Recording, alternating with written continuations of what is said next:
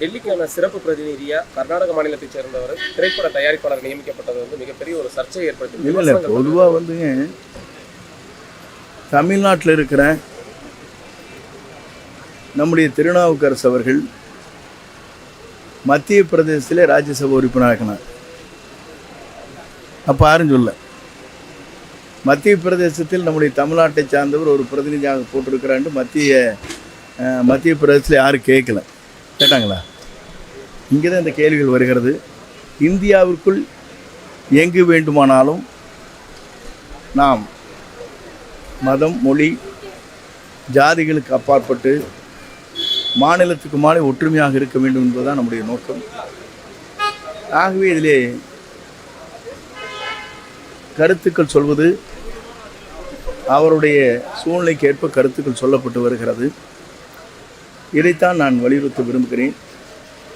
அன்றைய தினம் திருநாவுக்கரசு மத்திய பிரதேசம் அல்லது ராஜஸ்தான், எனக்கு நினைவில்லை, அங்கே ராஜ்யசபா உறுப்பினராக்கி அமைச்சரானார்.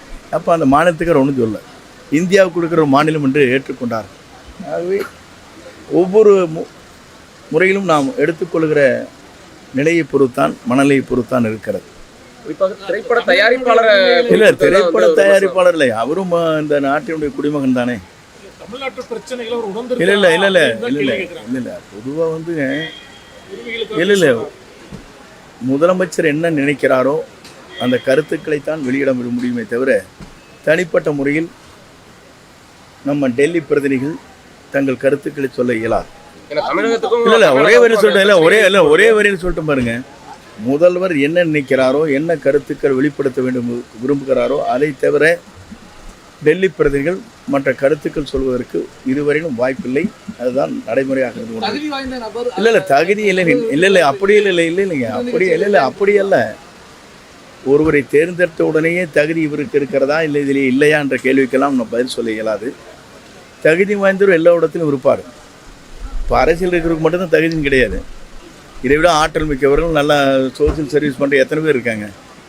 அவங்க வந்து முன் வரதில்லை, அவ்வளோதான்.